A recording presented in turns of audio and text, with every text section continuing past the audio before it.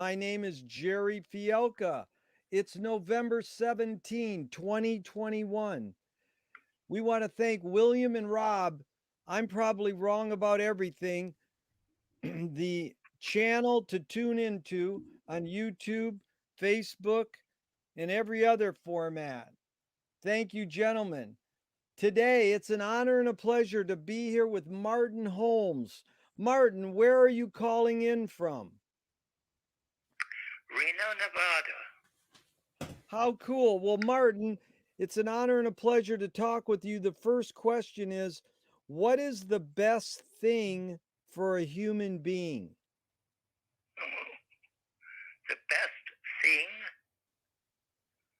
Wow. Yes, Survival of the planet, I guess. that's good. Okay, what's your favorite form of information? How information comes into you? The truth is, I'm a bit of an old-fashioned recluse. I don't do the technology, and I'm just listening to a NPR. So you like radio? You grew up listening to radio your whole life, or just you become radio? Yes, indeed. Yes, I'm a Yes, radio indeed. person. I'm old enough to have witnessed auditorily the beginning of BBC England in the early 40s. I was born in 41.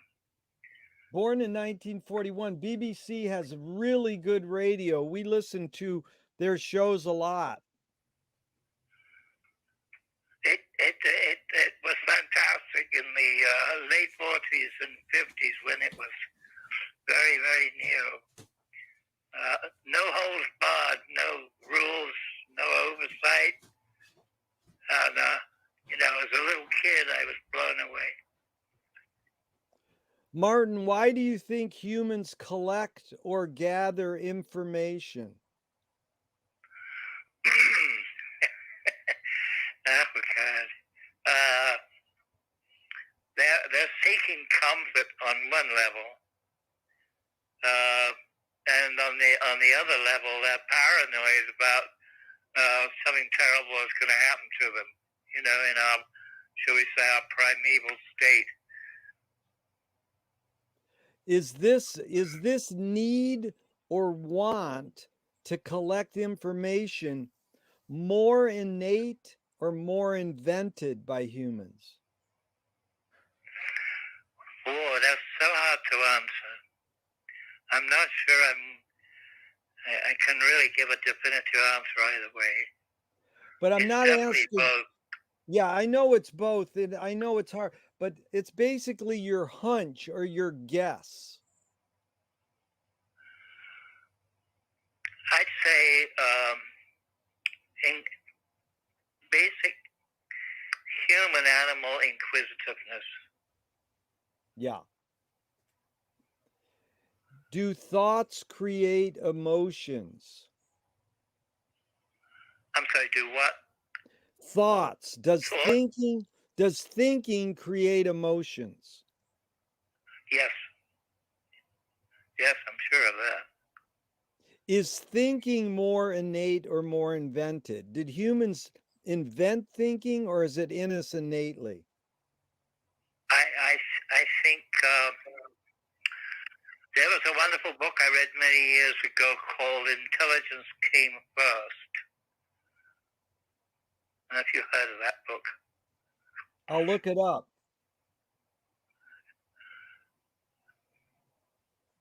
So, In other so words, you, so intelligence exists independently of the human brain.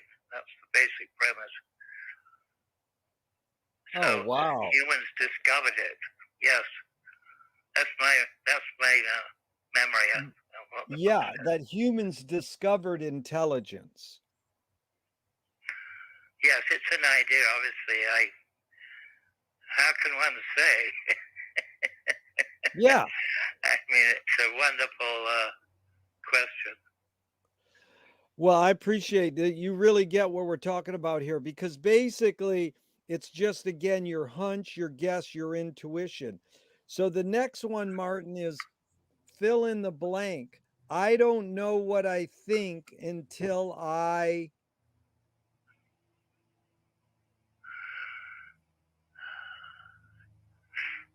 I guess feel. Good. I don't know what I think until I feel. Yeah. I think so. Can humans think without language? I think so, yes. So Don't ask me Chomsky, how, but yes. yeah, Chomsky says that a language is not just words, it's culture, tradition, a unification of community, a whole history that creates what a community is. Martin, what do you do I when would, when language doesn't work? When it breaks down, what do you do? oh, that's a tough one. That's a tough one. I'm not sure if we can survive that.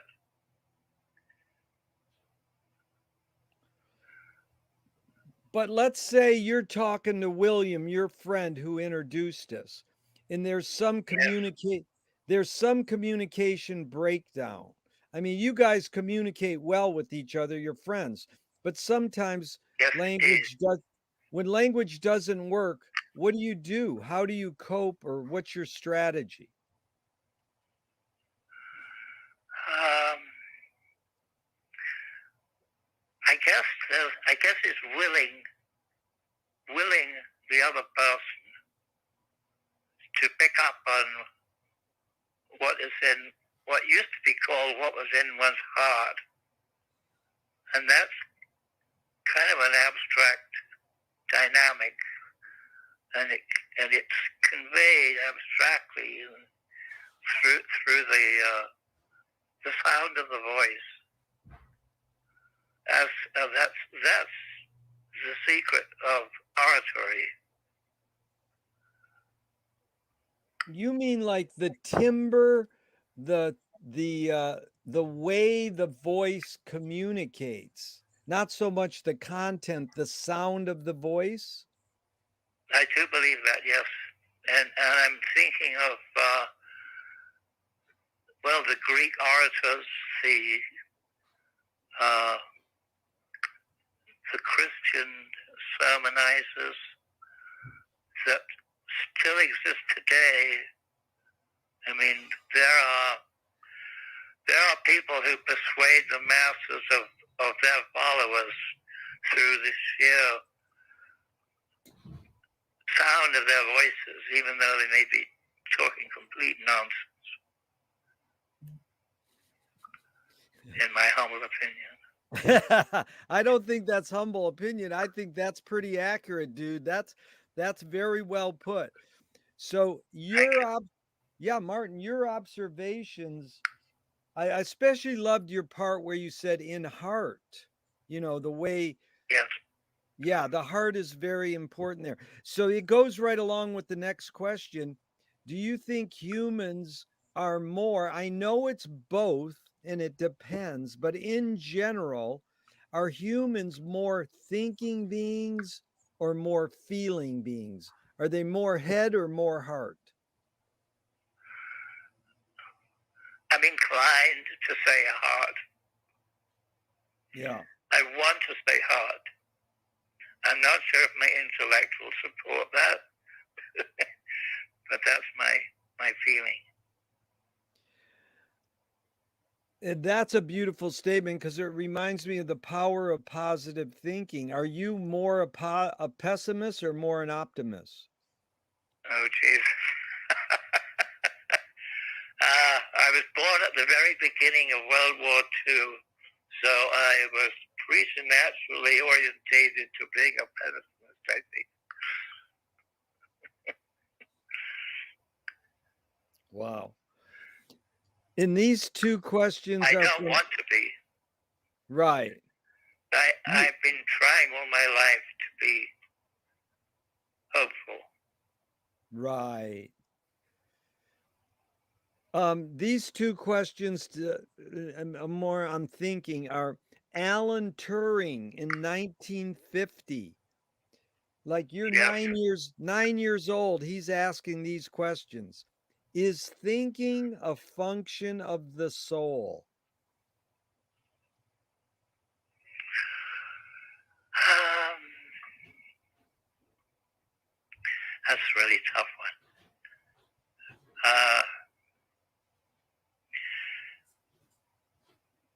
It's a challenge to make the distinction, I think. I feel it's almost like Russian roulette. Wow. Well, explain that. You mean to take a I mean, point of, yeah, go ahead. that it has to be, the question has to be followed by action.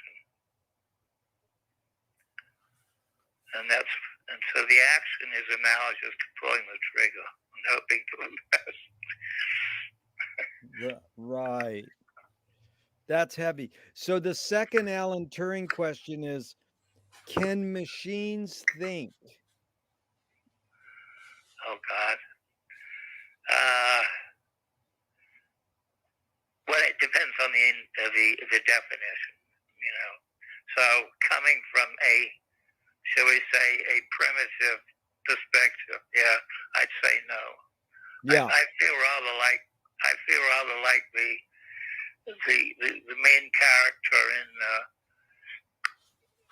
oh God, I can't think of the name of Brave New World. H.G. Wells, you mean 1984, at 1984? No, I meant Aldous Huxley. Brave New World. Brave New World, Huxley. Yeah. Yeah, H.G. Wells was a thinker, certainly. Yeah. He had a wonderful imagination, but I think he was primarily a thinker. Aldous Huxley was talking about the, thinking versus feeling.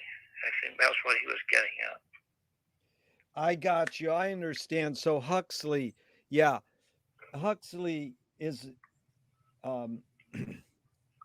more of a The one thing the feeling. family was coming from a tradition of philosophers and thinkers. Yeah. Martin, do you more pursue happiness or more pursue meaning? Could you repeat the question, please? Yeah. Do you more pursue happiness or do you more pursue meaning? Meaning. Yeah. Happiness is a hopeful byproduct, in my view. Yeah. Does the brain more detect consciousness or create consciousness?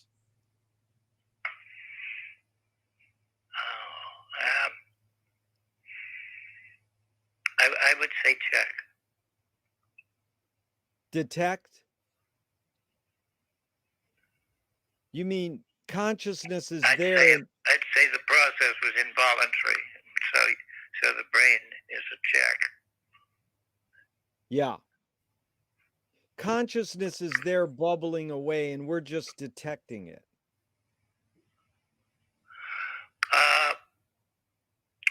To take an old analogy, we're trying to steer the boat, but the waves and the currents create difficulty. Right. What's faster, the speed of light or speed of thought?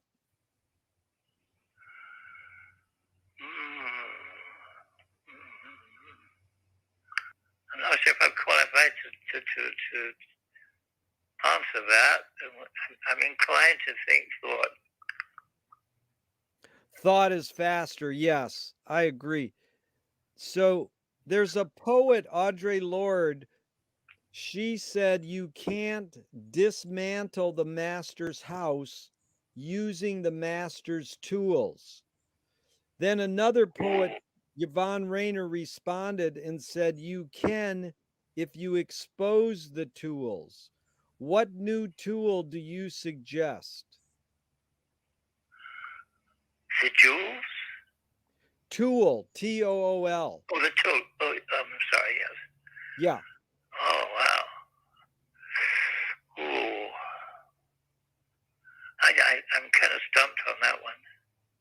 Right. But I mean, if you were a younger man right now and you wanted to change the world, what tool would you engage in most that you could get results? What do you think is the most effective tool? Um, I hate to say it, but propaganda. Well, don't hate to say it. That's Jacques Rouel said propaganda is just culture in action. Well,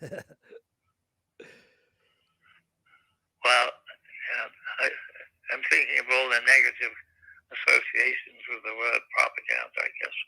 Right, right. I agree. I mean, it does carry a lot of negative association, but at the same time, isn't everything we do a form of culture and action like propaganda? But it's the word sort of Yes, has been demonized. Yeah, yeah. It's a heavy yeah, word. yeah. I agree. What do you worry about when you go to bed at night?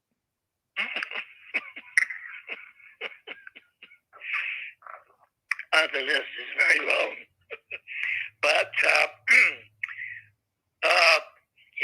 primarily the fate of humanity and the planet. I think I'm very worried that things can, if they're not already out of control. I could list a number of books that you're probably familiar with, but I won't. But I'm worried about our course. I mean, I'm a strong believer in karma, and that's a tough one. You mean you do believe in karma? What you do comes Yes. back to you? Well, everything. I mean, I think, I'm not sure if it's the Vedas, but somewhere in ancient Hindu thought it says karma has its own karma. Oh, wow.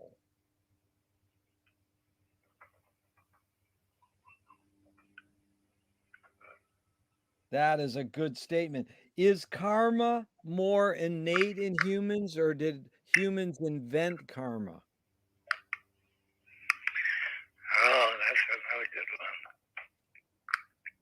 I'd say, just off the top of my head, that humans discovered the way in which to characterize the question and the problem, and therefore possible answer. Yeah. Good. I'm glad you brought up karma. That's a beautiful word. I asked this great jazz pianist, Hannah Brooks, if she believes in karma. She goes, I'm saying, "Draw me a road." She said, "Draw me a road map." a linear roadmap. Yeah. Well, she didn't specify what kind of road map, but I thought it was a funny comeback, you know. Yes. Somewhere in my writing, in volume 3 of my memoir, I talk about being on a bus and speculating as to whether the road is actually a helical road. In other words, the bus can actually find itself upside down before it reaches the other side of where it's going. Oh, that is beautiful. That's almost like cosmic mathematics or cosmic graphics.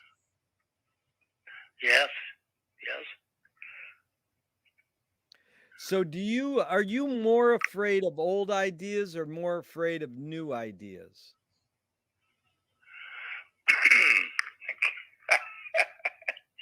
uh,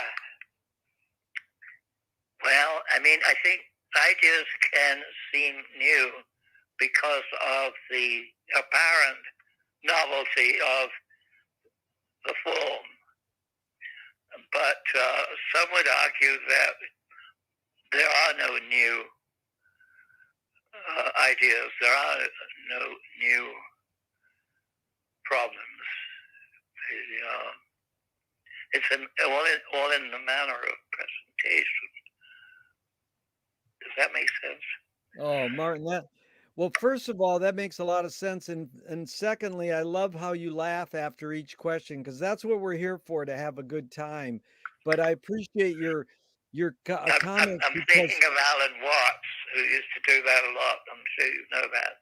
yeah, we're going to get into Alan Watts here really quick. So you got ESP, but I have a question that goes like this. Is human progress more cyclical or more cumulative? Can they be mutually exclusive? You answered a question with a question. You won. This is bingo.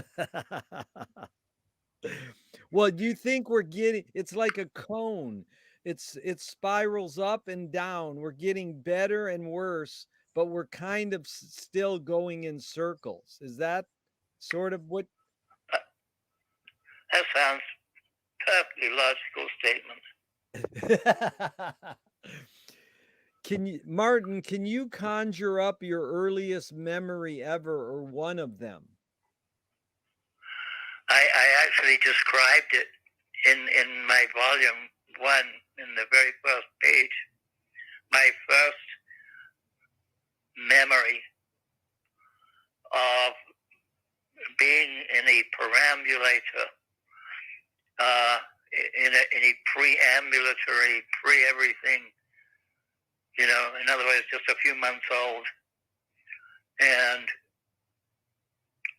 my mother had secured this with twine at the top of a second or third stool landing so that she could go out and leave me alone so nothing bad would happen. I was a prisoner, and I was rocking the carriage back and forth, and it scored a line on the wall through the wallpaper.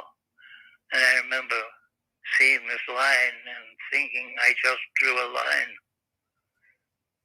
Oh, that is an amazing answer because we've tried to study what the first human invention ever was. And some people say that the line might have been the That's first true. human. Yeah. I Have have you heard heard? that, yes. Yeah. The other one was I like is they say theater. Theater was the first human invention. Well, that was a nice question to ask me because, as I say, that's the very first thing that I remembered that I could write when I first started writing. Oh, I love that. Scored a line. So, do you think memory is more a curse or more a blessing? Take your pick. I mean, yes, Take both. your pick. All of the above. Yes. Take your pick. Boy, you get this well. I'm glad you're laughing. So, Martin, tell me an early role model, someone who had an impact on you, just briefly, within your immediate family and then outside your immediate family. And just what Oh my was God. that? Yeah, what was that Yep. specific impact? Oh Lord, I don't know how to answer that.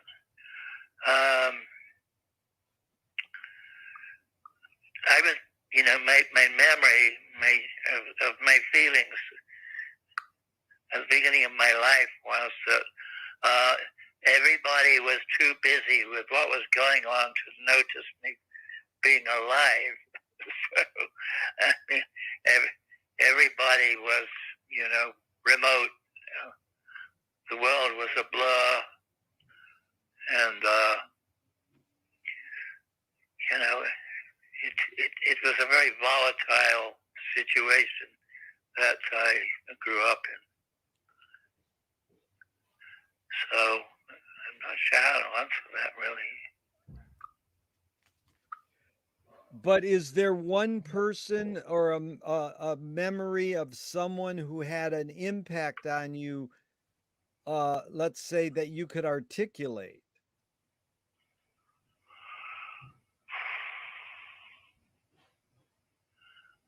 I'm thinking. Oh, God. Wow. I'm at a loss for words on this one for some reason. That's all right, Mar. We can move on. Did your parents raise you a particular religion? Yes. Which Atheism. they raised you atheist? So do you By pray? default. Say it By again. default. Nobody made any particular effort to tell me. Basically, what I remember was you decide, make up your own mind as to what's going on. And do you pray? Oh, God.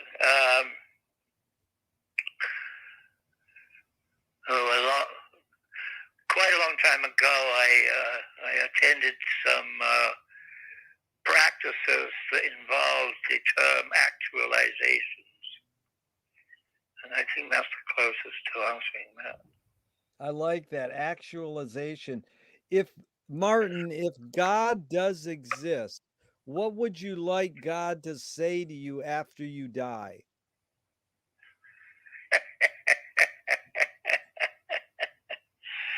Oh, I'd say, I think he would say, first you see it, then you don't. First you see it, then you don't. What does that mean? It's like an old trope from the Conjurer's box, if you like. Do you don't remember that? Somebody doing tricks? You mean saying, like first you see it, then you don't? You mean like a magician? A magician, exactly. Like a carny. Sawing like the lady in half or pulling the rabbit out of the top hat. First you see it, then you don't. That's what God would say to you. That's one of the best things I've ever heard. Usually people say, "Oh, I want God to say you did a good job," or "Welcome to heaven." I understand. And my reaction to that is, which God? Yeah. First you see it, then you don't. That would be an amazing thing for him to, or for the God to say to us. It's good laughing with you. Okay, so the next question is, do evil people exist, or does evil use people as a vehicle? The second proposition. No question. Yeah. How do you advise how do you advise someone to deal with an enemy? I'm going to set it up with Alan Watts' quote. Alan Watts said, if you acknowledge your enemy, you empower them. So what do you think of his thought, and how do you advise someone to deal with an enemy? Well, when he says, or the interpretation of what he apparently said was that one recognizes the enemy in terms of the person being an enemy. I mean, it's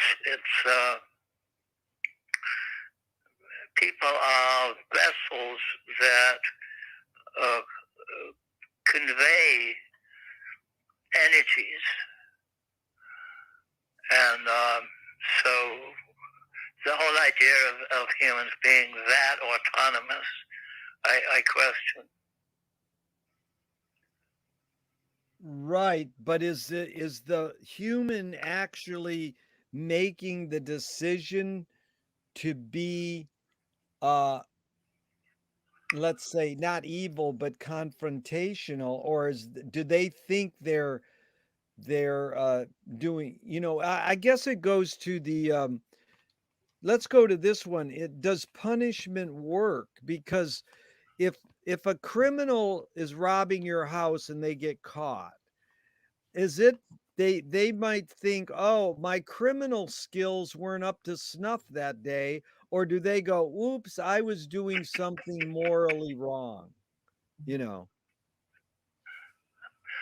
I think that I'm hearing the same question put in another way as a little earlier.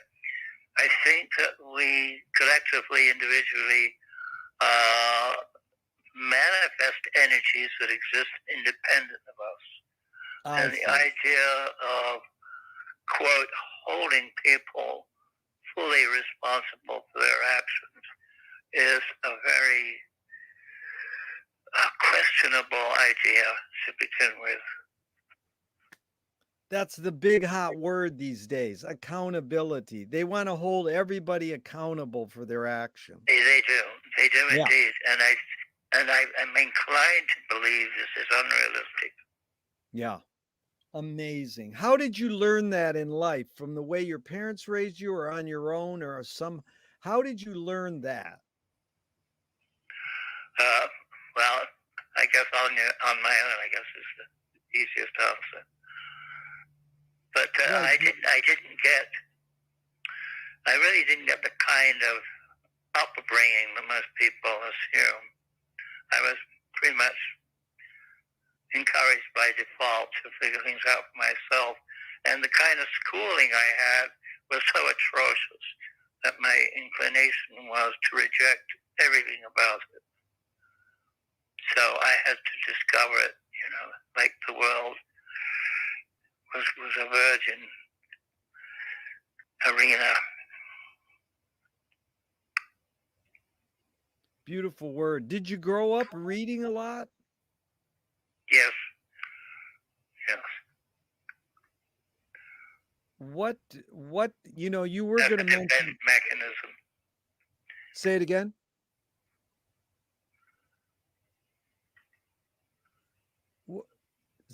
Martin, tell me a couple books that had the biggest impact on you growing up.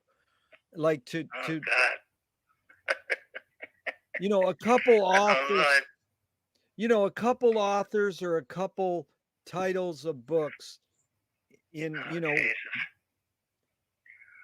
That is so hard. I mean, I just read everything in sight. Right. I devoured books. And, I virtually had diarrhea from reading. And then the 60s happened. And then the world totally changed. For the better or for the worse for you? Oh, for me personally, for the better. No question. Well, the 60s had a lot of great authors. Jack Kerouac, Alan Watts, Joseph Campbell, Yep. The list is endless. Yeah. Well, another author that I'm fond of, James Joyce, he ran the first cinema in Dublin. He basically, I didn't know that. Yeah, he basically checked out. He said, this is stupid. Why should I go inside a building and see a movie of a tree when I can go outside and see a real tree? And then years later... I never heard that. That's wonderful. Yeah, and years later, William Faulkner said, sometimes the best fiction is more true than journalism. Why do we have to recreate things in order to get them? Why do we have to go to theatrical play of people acting out life. Why don't we just live life? All I can say is, yeah. Is that HEAR or HERE? Yeah, both. Yeah, both. I knew. So what? Oh, that's wonderful. Yeah, well, it's wonderful talking to you, Martin. What first attracted you to writing? If you're reading all books, then when? Desperation. Yeah, but when did you say I could do this? Like, what was the kickover point, the turning point where you started writing? Okay, not to be long-winded, but I have to say that I spent about 30 years trying to be the most fantastic painter in history.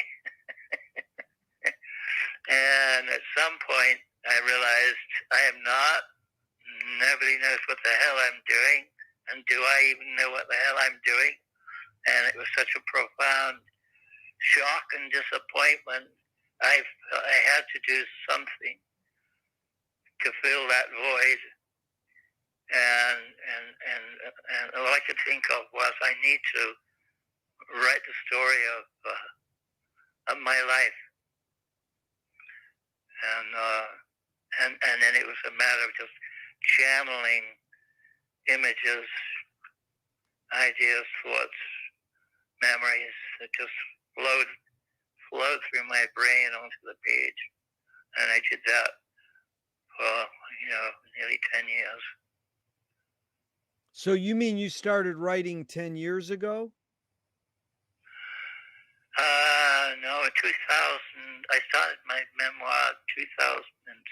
I really started in 2006. 2006. Yeah, that's Yes. 25 years. Yeah, well, no, yeah. Amazing. Yeah. So let's go back to your painting for a second. Did you go to art school or did you paint I did, self-taught? actually, yes. Where'd you go to art school? In my hometown, Norwich, England, southeast England. And then what did you? And the reason, as I stated in my memoir very clearly, the reason I decided I had to go to art school was because I was in the Air Force for 3 years, British Air Force, and I had no plan, no concept of what the hell I was supposed to be doing in life. And before I even left the Air Force, I decided the only sane, rational thing for me to do would be to become a beatnik. And I thought, well, I should go to art school because that's where all the beatniks hang out. That's amazing, beatnik, because the beatnik is a wannabe beat. So were you reading Kerouac and then you got to beatniks, or you went to beatniks Yeah, well, first? about the same time. Yeah, same time. Yeah, Actually, about the same time, yes. because I discovered that how I wanted to be seemed to be reflected in the description of the Beat Generation. Yeah, Beat Generation, because we learned beats first through Dobie Gillis in a TV show called Dobie Gillis, and the guy, and it was backwards. That's a big joke. Yeah, we learned about the beatniks, the poser. I sure as hell didn't. Yeah, you learned it the real way. So, what painters had a impact on you? Did you go to galleries and museums? Jackson Pollock. Oh, really? Primarily, yes. Oh, yeah. What was it about Pollock that had an impact on you? Because his work seemed to be about breaking through the barriers of the known into the unknown in order to find the chaos.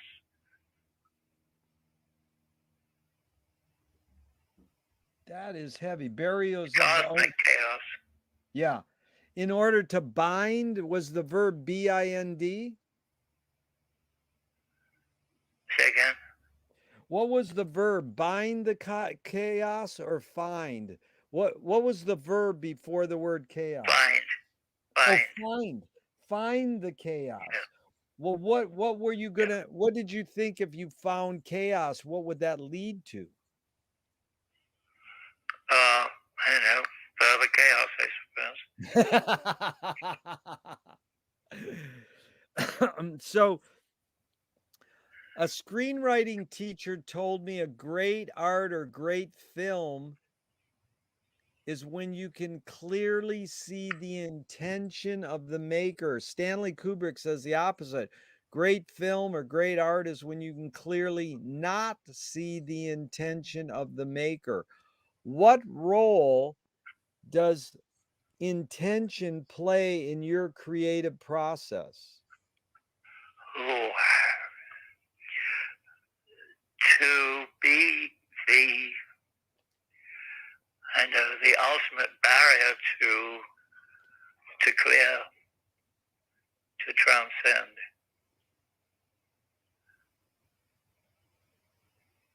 Wait, explain what you mean by that, please. I was afraid you'd ask me that. But it sounded like you said to be the ultimate barrier to transcend.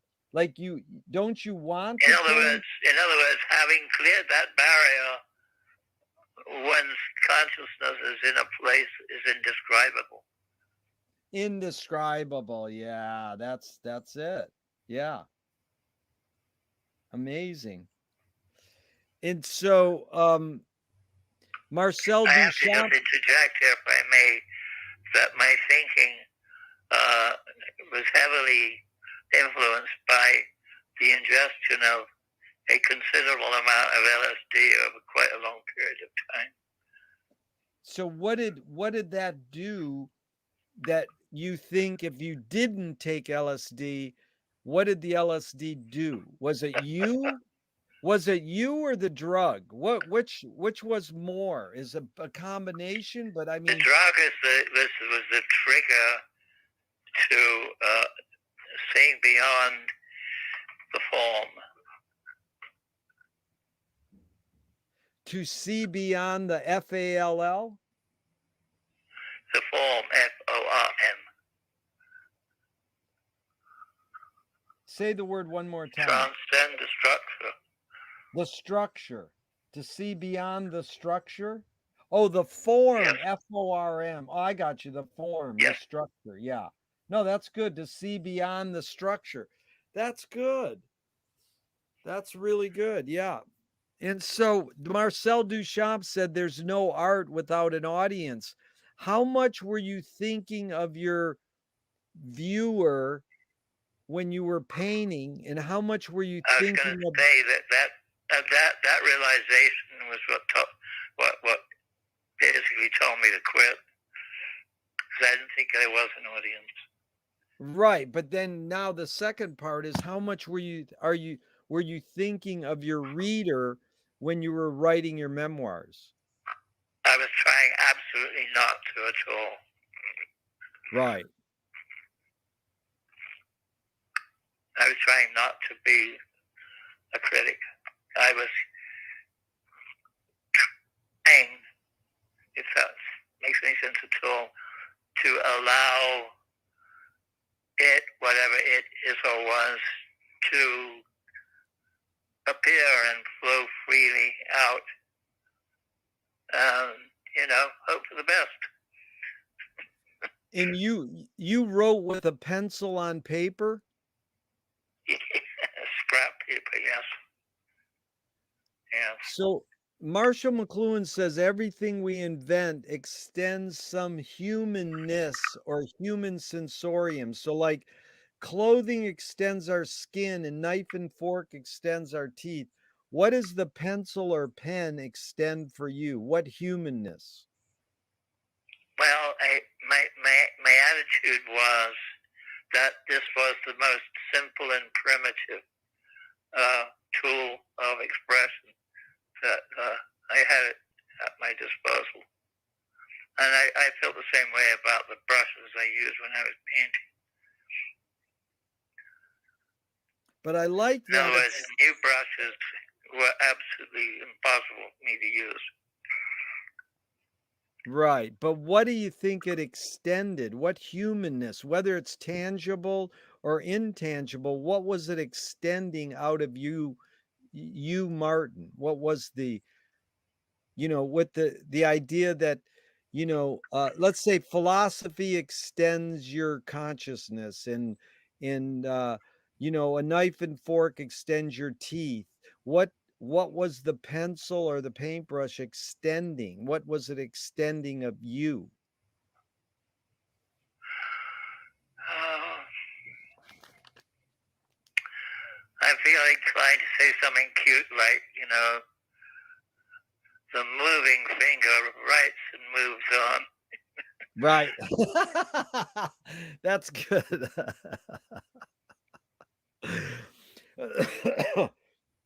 That's what it is. It's funny because McLuhan, most people say that the movie extends the eye, and McLuhan said, no, the movie extends your foot because you're traveling like on a magic carpet ride. Oh, Lord. But why do you think we have eyelids and not earlids? Oh, what a wonderful question. Um,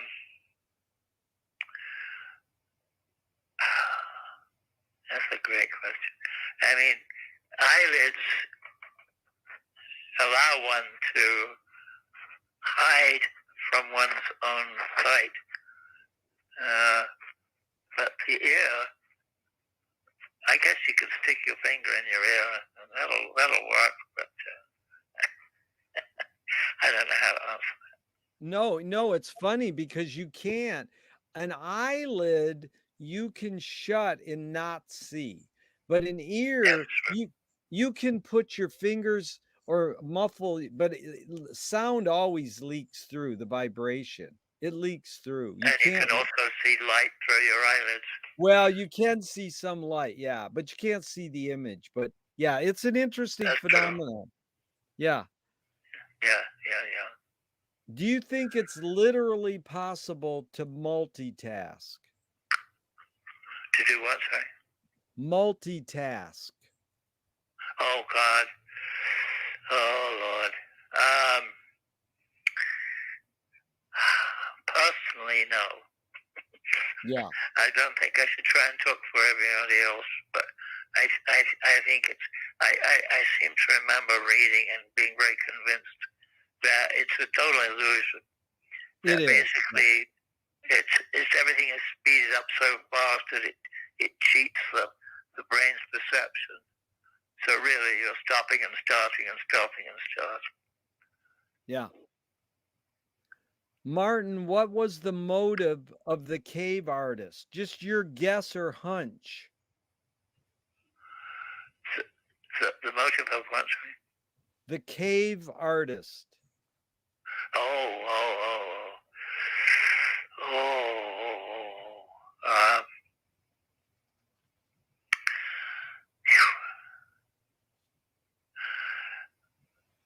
Well, I mean, okay, so what I think was happening was that the image that was occurring in the mind, in the brain of the individual, was an attempt to capture it in time, to put it on a surface, to freeze it in reality. To freeze time. That's amazing. Yeah.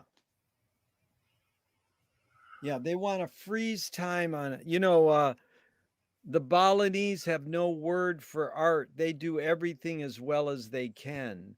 So, cave people they didn't know what they were doing. They weren't like calling it art.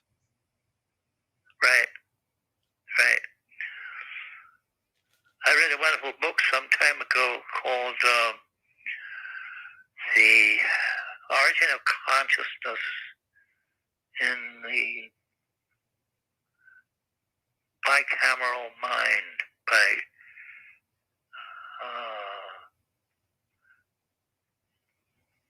His last name was James. Yeah, we studied that book. I Yeah, thought that was a wonderful book. oh, it's an amazing book. It had a huge influence on McLuhan. Yeah. But I think he dealt with this idea, this question, in several different ways, in a really magical, enlightening way.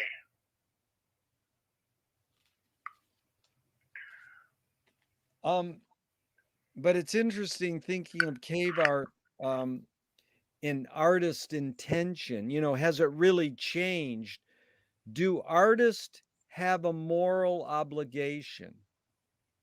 Oh God, I think it's a fantasy.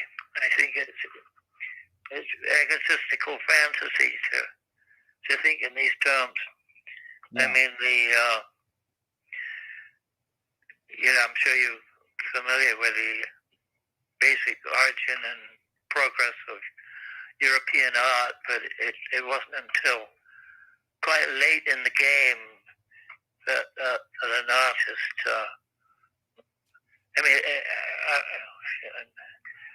artists were considered to be lower in the social ranking than the court barber, until, oh God, I'm not sure what kind of time period, but the whole history of Western art, like, were they all religious? Why did all these guys and a handful of women, why did they paint pictures about religion? Well, it's because they had to eat. And the only people that wanted to buy them was the church, and the court at the behest of the church. So that's why I think that's why Picasso became so famous, because he was the most obviously independent artist of social constriction. Yeah, it's an interesting phenomenon you just talked about is commerce, consumerism, and art. Like, when did the history of art is the church and the government guys paying for their portraits. So there was a lot of other art being made, hopefully, but we don't normally see that some of it is leaked through. Yes, I guess so. Yeah. But I think generally speaking, art was not really very well thought of. People, kind of look down on it. Yeah. But that's Western European based art. If you're talking about, indigenous art, that's a whole different story. And we're going back to the cave paintings. And then the war caused Dada and Surrealism. So that at least we had some shift in that's when art became alive. That's when art became something that excited me. Yeah. Yeah, that's one of the services of war. I'm anti-war, but one service of war is it spawned the most influential art period for me, the Dada and Surrealists. So yes, I totally agree.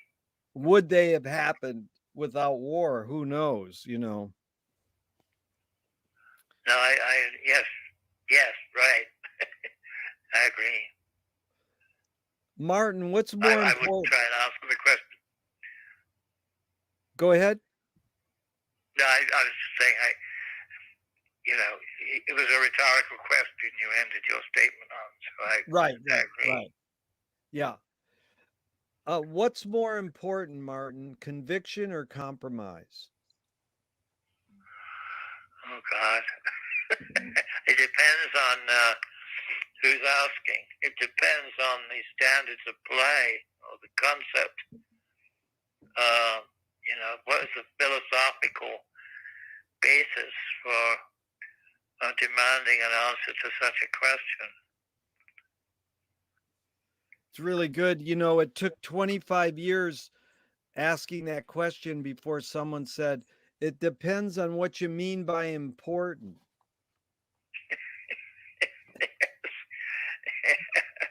Right.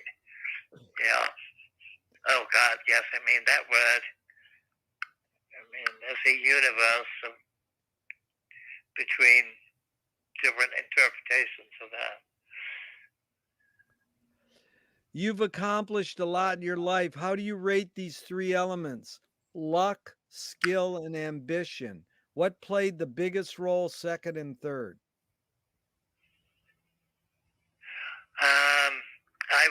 I would subordinate each of those to the word karma. Wow, way to go, dude. What does subordinate mean? What? Sorry, what's what? You said you would subordinate the word to karma. What does subordinate mean? I would place, meaning I would place it below the level of importance and relevance. So those Right. three words don't adequately describe what's being tried to be, got at. So, I mean, you say luck. I personally have a problem with the word luck. If I have to use a word that means something like that, I'd say fortune. Yeah. Like coming from the Greek. But karma is to me is the most satisfactory, or the least unsatisfactory concept. It's good, Martin, because I'm always looking to reword questions, and I want people to challenge the words I use in my questions. My friend, I says, rate luck, skill, and ambition. He said I'd add necessity. I'd put necessity as the top one. Yes, So absolutely, and that's closer to karma. Necessity is closer to karma. That's good. Yeah. And so T.S. Eliot said that poetry is outing your inner dialogue. What language is your inner dialogue in? Suppressed hysteria. Suppressed hysteria.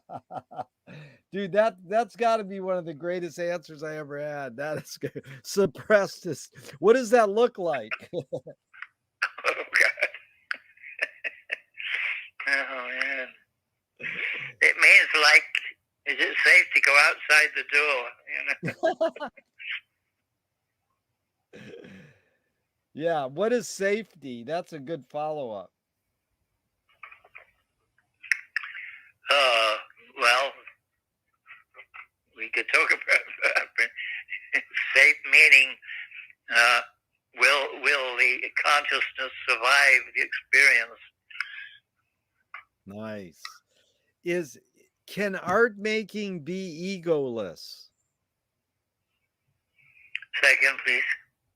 Can art making be egoless? Ooh. For a lot of people, no. Quite the reverse. Yeah. Depending on your definition, of course. Yeah. Was I think Freud? it goes both ways. It goes both ways, yeah. But it is interesting. Most people go, no. One of my favorite answers was good art is egoless, but there's probably always some ego involved. The real hidden question is, was Freud right? Oh Lord. I think it's fairly well established. I quote, dare, unquote, say that his thinking was limited and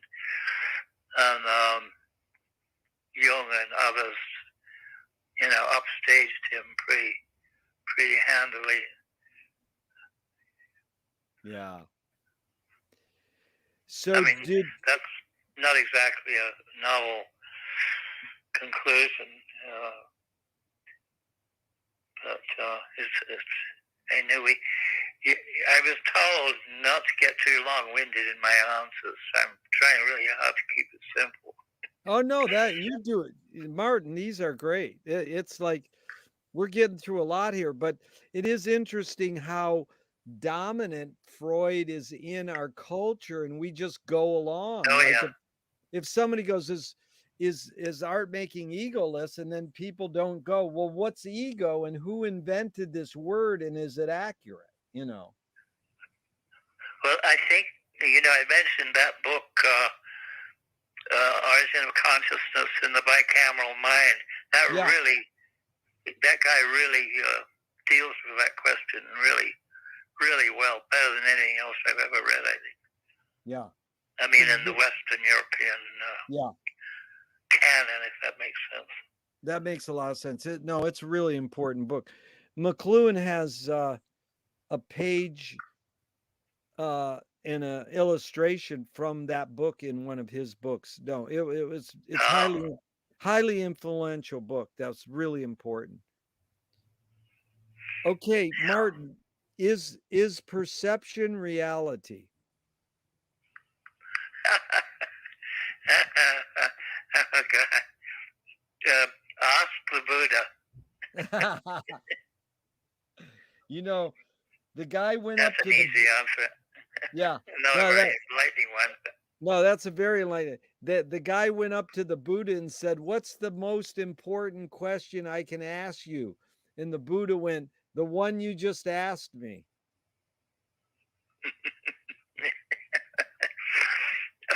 I'm tempted to ask you, were you a fan of Zap Comics back in the 60s? Oh, of course. My wife went. Natural. Yeah, my wife went to dinner with R. Crumb once, and my friend knows. Lord. Yeah, my friend knows R. Crumb. I have on my bookshelf a few really gem Blinky Brown and Mr. Natural, and no, those are amazing moments in the history of art in America, really.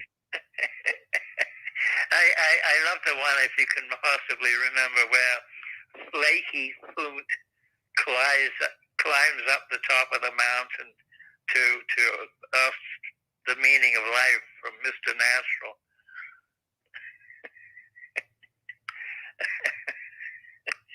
Okay, I'm not gonna tell you any further than that. I mean, That's good.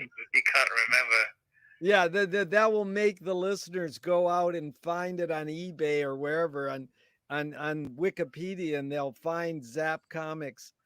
The history of underground comics is really important in America. In fact, the movie Crumb really captures it too. So, you know what? I never saw that movie, and I missed a lot of movies. Not being out there. That's another story. Dude, you don't have to see those movies. You lived those movies. Well, thank you for saying. Okay, so I do hope you get to read the whole of my memoir. Oh, I will check it out more. William has. It'll be a bit of a slog, but I think it's worth reading. Yeah, William has been a good propagator and support system for you, and he's definitely getting it out there. And he's the best friend I could ever imagine having. Kudos to William. That is really well put. Yes, indeed. Yes. And so McLuhan probed Finnegan's Wake by James Joyce, saying, artists dream awake. And so everyone has this creative energy where they can create scenarios in the middle of the night and dream. But not to be elitist, but he says also what happens is artists can dream while they're awake. So yes. Have dreams played a role in your creative process?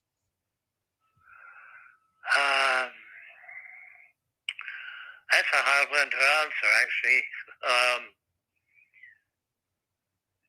I'd say yes. But over the last year and a half, which is about when I actually stopped actually creatively writing. I've been editing ever since. But over the last 6 months, 9 months, my dreaming has been astonishing, and I'm living my own story that has multiple dimensions, and it's unbelievable, and I have no compulsion to share it with the world. It's just stuff that's flowing through my brain,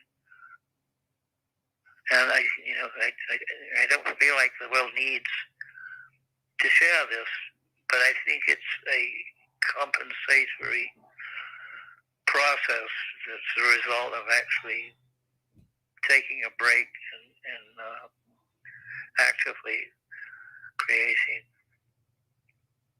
Well, Martin, it's amazing because I have this philosophy about dreams that dreams are to be dreamt. You can recall them or think about them or discuss them with friends, but you don't have to. The phenomenon of dreaming is like Finnegan's Wake.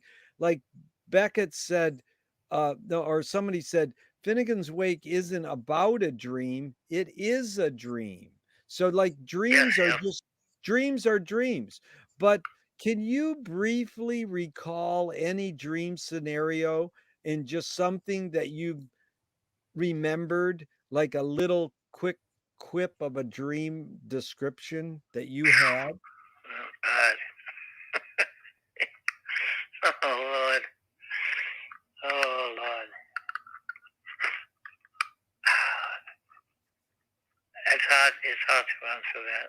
That's all I right. mean, yes, but I can't pull it up and lay it out for you. That's all right. We'll move on. Here's Lewis Carroll said, I believe as many as 6 impossible things before breakfast. Have you believed in any impossible things lately? Oh, yeah. I'm not sure if I want to share. Yes, yes. Can you name one of them? Oh, Lord. Oh, Lord.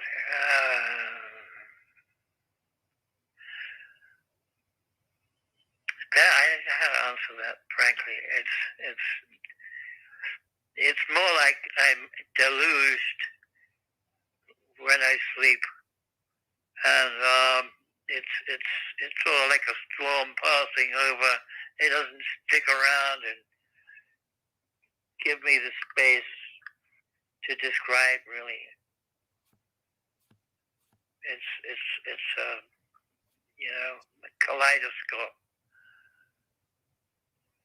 But Martin, that implies positive.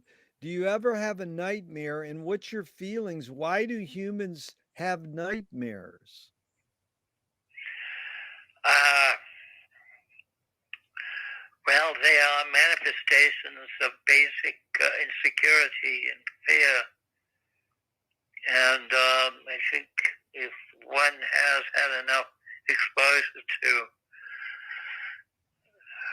rational philosophy, that I think that stuff gets sort of dealt with, somehow without it disturbing the psyche. I mean, it depends. I mean, in the past, many years ago, yes, my childhood was full of, usual standard stuff, but terrifying nightmares. But I don't even remember the last time I had a nightmare in which I, woke up sweating and sobbing or anything like that.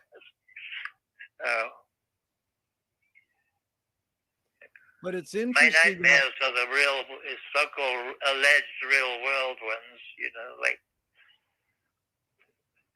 is the world going to survive?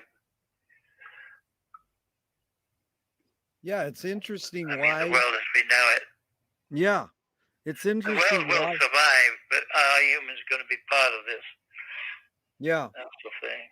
it's interesting why humans even have nightmares. But I'm curious also, your your creative output has been for many decades. Tell me one element that's changed and one element that's stayed the same over your painting and your writing, just an overall element that stayed the same and one that's changed.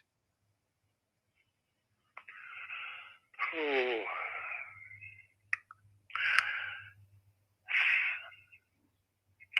That is so hard for me to answer because it seems to suggest that I need to, in order to satisfactorily answer the question, I need to do some serious comparisons. And that is what sort of is defying my ability to describe. I don't know how to compare. I mean, you know, if I, let's just say hypothetically, you know, I dream, I wake up, and I think about what it was that I remembered in the dream state, and if I can catch it before it dissolves, I'm left with the idea that it only made sense, it only had life when I was unconscious. And the very fact of becoming conscious in the so-called real world is enough to dissipate the whole thing instantly. That was well put, Martin. I appreciate it. Moshe Feldenkrais works with healing and movement. He says it's literally possible to identify a weakness and incorporate it to become a strength. Tell me a weakness that you've turned into a strength.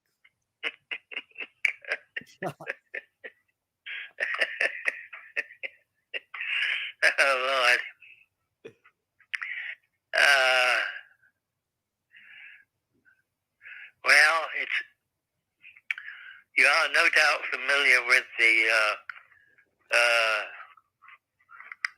what's his name? The Secret Life of Walter Mitty. Yes. It's a little bit like that, you know. Oh, In the dream state, I can be in what you might call a heroic mode, and you know, and everything seems possible, and everything seems feasible, and you know, everything falls into place. But that's not how it is when one wakes up. well, I think Warhol nailed it. Andy Warhol said, it's not who you are, it's who you think you are. Yeah. Depending on the definition of it. Yeah. Yeah. Well, since we're on that word it, let's go through the 5 quick Alan Watts questions just off the top of your head. And by the way, Martin, I really love how every time I ask you a question, you crack up, you laugh because there's been a couple people in recent weeks who've done that, but one of my favorites was George Carlin's daughter, Kelly. She's a big, Jungian person now, and she's really a life coach. Really turned out to be a great person and great woman and great thinker. And every I've question never I'd heard of ask, it, but it sounds good. yeah, every question I'd ask her, she would laugh just like you, and then she'd go, "Oh." So I'm glad you can get some laughs out of this. So here we go with the Alan Watts. Who started it all? Well, now, I hate to be a broken record, as we used to say many years ago, but the origin of consciousness in the bicameral mind really gets at that, I think. Good. No, that's In other fine. words, Yeah. you know, in other words, the brain, consciousness discovering itself Yes. and leaving a trail for people after to pick up the scent, shall we say. Leaving a trail to pick up the scent. Beautiful. And so the second Alan Watts is, are we going to make it?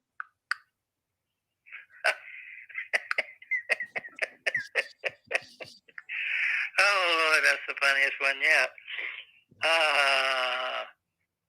Okay, you have to make all these definitions, you know, like, first of all, we, who is we? Make, what does make mean?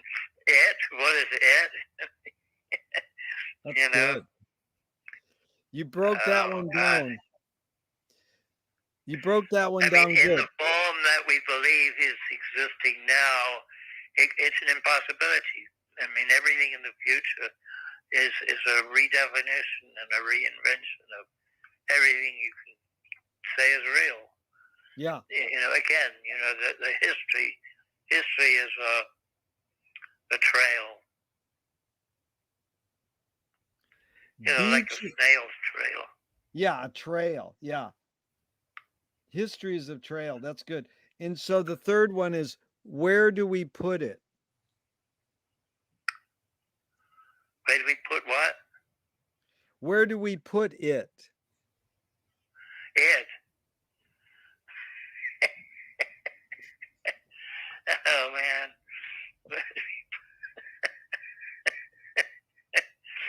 Okay. Oh, Lord. In the recycling. Good. Who's cleaning it up? Oh. Blind nature. What's Not the second? necessarily to our satisfaction. But the second word was blind nature, Nature? Yes. Oh my God. Where'd you get those two words? Blind nature. What's that? That's a cliche. It's been around eons. Blind nature. Wow, I like that. Okay, the last Alan Watts is it serious? Is it serious? Yeah. Is that the question? Well, it all depends on the state of mind of the being, you know. The cliche is the Buddha laughs at everything, right? I like that. Yeah, what's the function? Jehovah doesn't seem to laugh. That's always been my problem with the Judeo-Christian religious culture. What's I think the that's why Alan Watts switched from being a Jesuit priest to a Buddhist monk. Yeah, that's true. What's the function of laughter? Oh, well, I'd say many different ones, but the most obvious one is the release of the ability of the human to, or the animal actually, not just the human, to channel fear, the emotion of fear, into a safer place. I'm thinking of the movie Quest for Fire. Yeah. When the guys get back to the Thames and they're telling stories around the fire, and they're all laughing like a drain about the time that the bear took the guy's arm off in the cave. That's good. That brings up a lot. Gurdjieff said that laughter is the reconciliation of yes and no. Okay, I like that. But Frank Zappa asks a good question. Can you come and laugh at the exact same time? Oh boy, I'm laughing particularly because I seem to remember doing just that once. I think it may have been the first acid trip I ever took. Okay, anger can be a productive emotion when fill in the blank.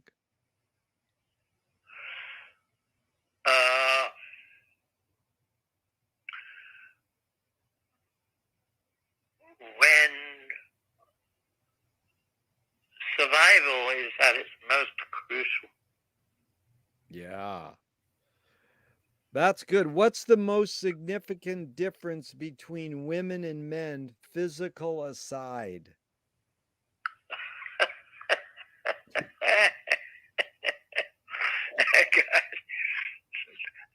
This sounds like an incredibly politically dubious, if not incorrect, kind of question. But that aside,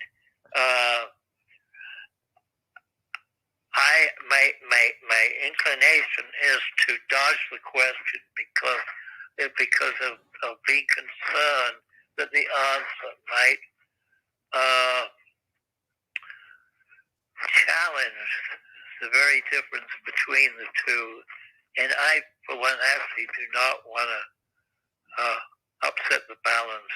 I don't want everybody to be the same sex. I want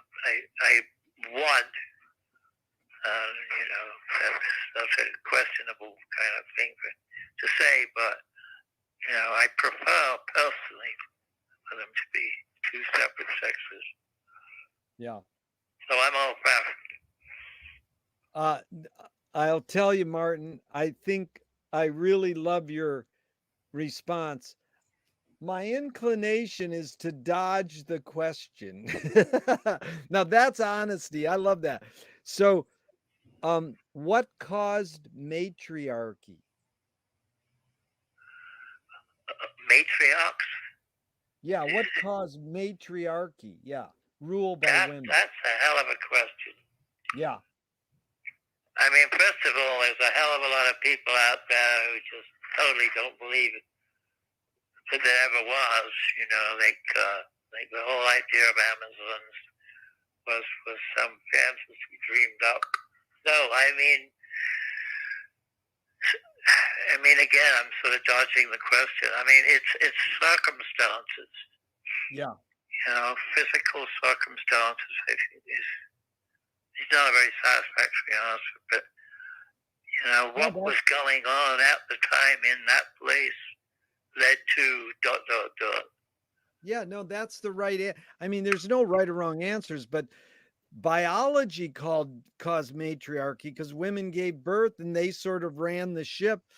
The funniest thing is, I'm not saying it's true, but the word mafia starts with the letters M-A, ma, because women run the world, but they sorry, women wait for the That is punchline. a very fanciful idea. I don't know if I can buy that. Yeah, but let me give you the punchline. Very humorous idea. Yeah, but let me give you the punchline. Women run the world, but they let men think that they run the world. Oh, Lord. Now that sounds like an old kind of musical cliche. Yeah. Okay. Take my wife. No, please, take my wife. Right. Or the best pickup line in a bar is you go up to a beautiful woman and you go, "Is your husband married?" Oh, God. You probably get slugged. That's it. Okay, if you were walking down the street today and you met yourself as a 12-year-old, what would you say to your 12-year-old self?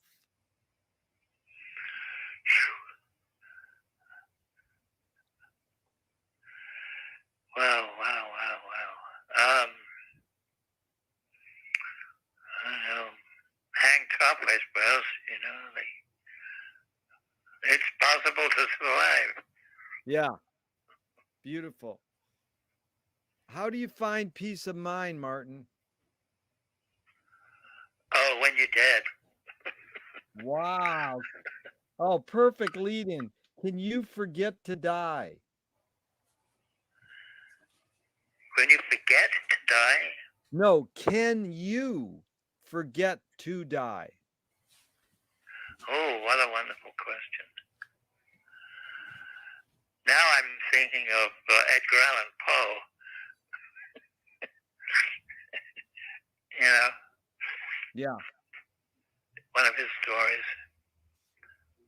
totally. It sounds like a Japanese koan. Yeah.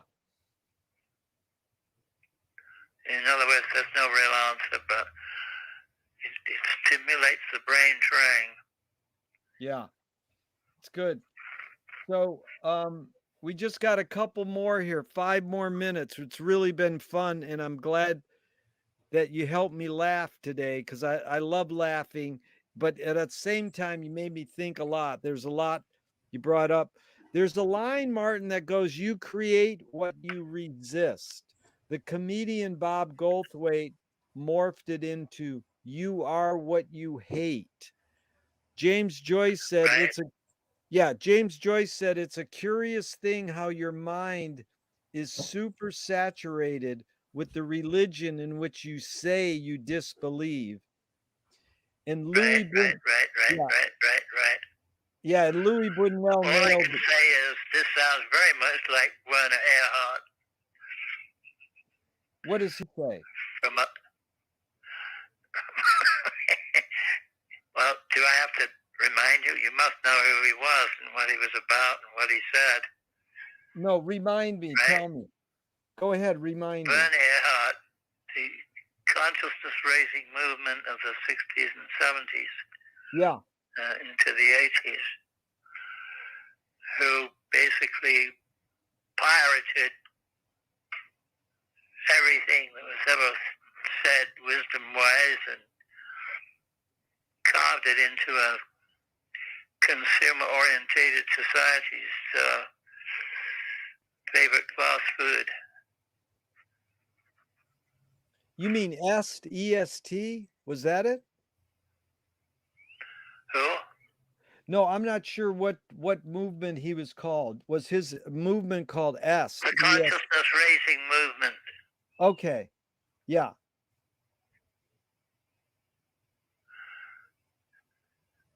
You must have been more than familiar with that stuff.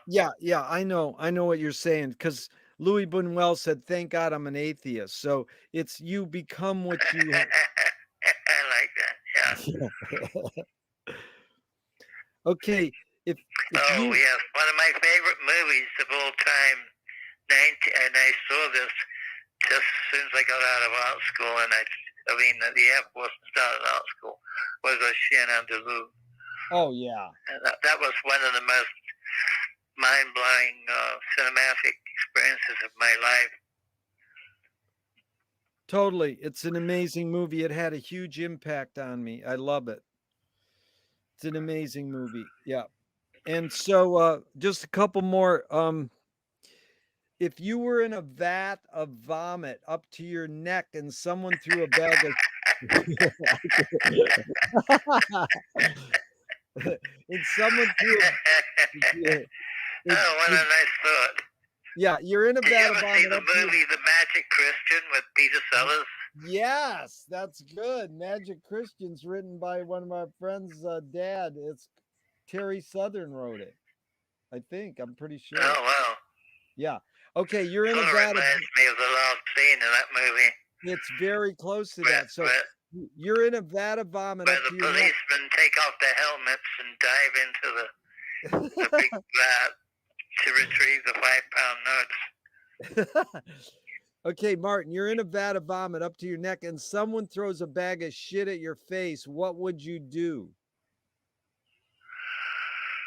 Oh.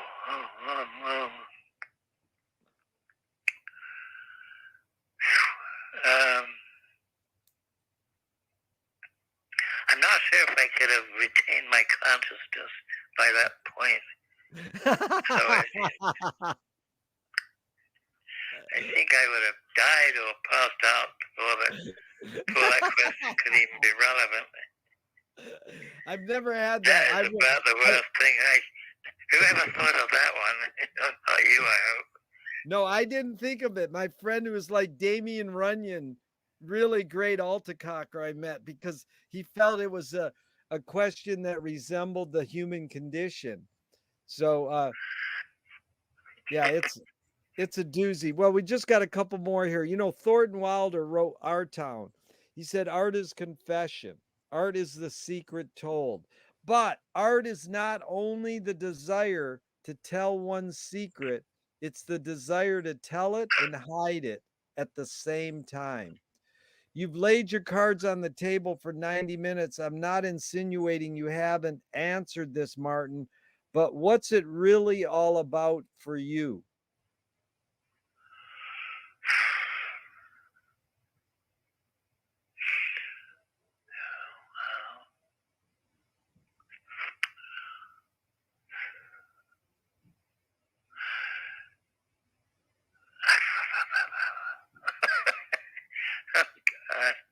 What is it all about for me?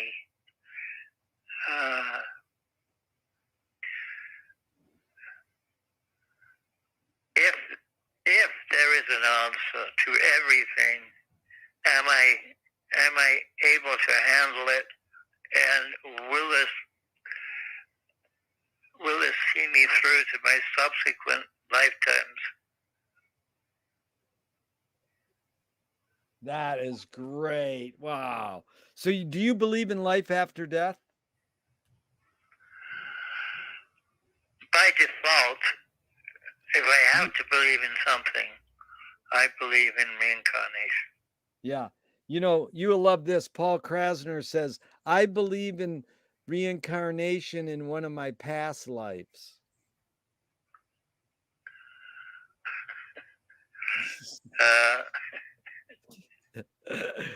Okay.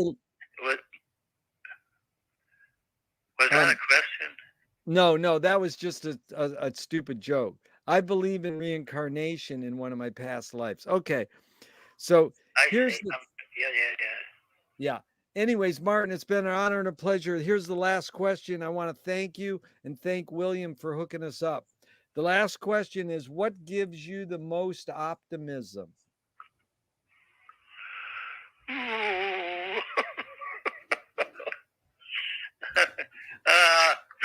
The possibility that I might be wrong. Oh my God. That is good. I might be wrong. McLuhan's main line was, do you mean my whole fallacy is wrong? The whole what? McLuhan had a joke. He said, do you mean my whole fallacy is wrong? Fallacy? Yeah, fallacy, like fallacy, fallacy. Oh, okay. It's redundant. It's like, yeah. Yes, I was going to say, that sounds like who am I thinking of? Somebody's koan, version of a koan. I can't think who. It's sort of a bit like, Yogi Berra, Yes, it's very close to Yogi Berra. Yeah. I'm lost, but I'm making good time. Yeah. It's what is it? His famous one is oh God, what is it? When you come to a fork, when you come to a fork. What it is. Well, another one is his is when you come to a fork in the road, take it. There you go. You get used to what you're used to.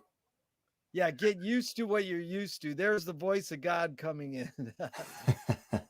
Hey, Rob, do you have a final question for Martin Holmes? Well, first of all, let's just show anybody watching our exact setup here. We got. Yeah, Martin, you can't see this, but he has his headphones hugging his cell phone, and the microphone's we've really created quite a contraption here to have you on. So, Martin, you've wrote a memoir. You're on the back nine, as they say, of life. What's the best lesson that you can recall in your life? that you've learned from? Oh. The best lesson that I've ever learned? Yeah. Is that the question? That's it.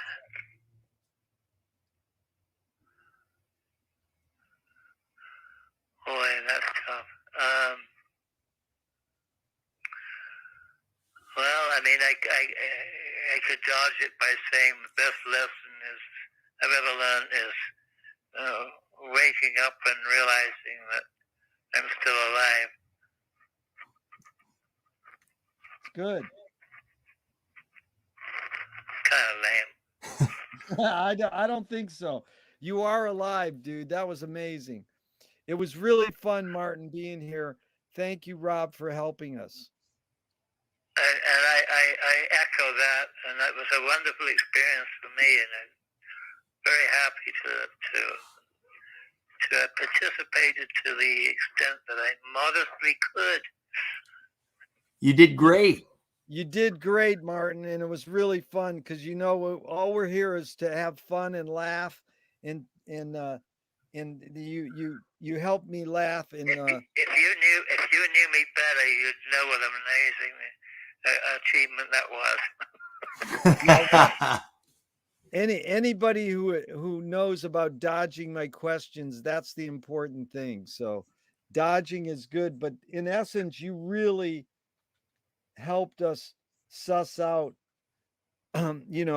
things that are not generally thought about on the surface level, to go a little deeper and think a little deeper. Like the whole thing about karma really opens up the floodgates. I rarely discuss it, and it's important to think about that. Yes. Okay, good night. Thank you, Martin. Thank you, Rob. Thank you.